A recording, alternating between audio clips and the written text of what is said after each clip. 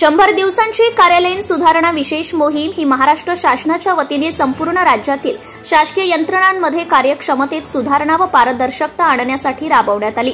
राज्यभरातील एकूण 12,500 शासकीय कार्यालयांमध्ये ही मोहीम यशस्वीपणे पार पडली। या विशेष मोहिमेत नागपूर विभागातून उपविभागीय अधिकारी ब्रह्मपुरी हे कार्यालय द्वितीय क्रमांकाने निवडले गेले असून त्यांच्या कार्यक्षमतेची राज्यस्तरावर नोंद घेत त्यांना काल चंद्रपूर येथे प्रशस्तीपत्र देऊन गौरव करण्यात आला आहे।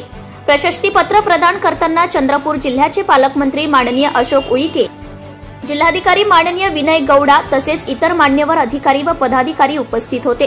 कार्यक्रमात ब्रह्मपुरी उपविभागीय कार्यालयाच्या कार्यपद्धतीचे आणि नवाचारांचे कौतुक करण्यात आले। या यशाचे श्रेय उपविभागीय अधिकारी श्रीमती परवणी हर्षा रवींद्र पाटील व त्यांच्या कार्यालयीन चमूला दिले जात असून त्यांनी अत्यंत कुशलतेने प्रशासनात कार्यक्षम सुधारणा राबवून उपविभागीय पातळीवर नवा आदर्श निर्माण केला आहे। त्यांच्या कार्यालयाने नागरिकाभिमुख सेवांचा वेग, गुणवत्तापूर्ण सेवा वितरण व डिजिटल प्रक्रियांचा प्रभावी वापर याबाबतीत उत्कृष्ट कामगिरी बजावली।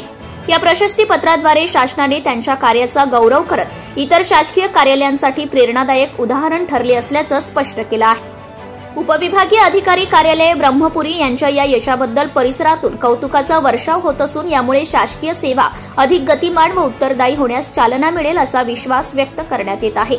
जनता टाइम्स जटा टीव्ही चॅनलसाठी मयूर देवगडे, तालुका प्रतिनिधी Brahmpuri. Subscribe now and press the bell icon. Never miss an update.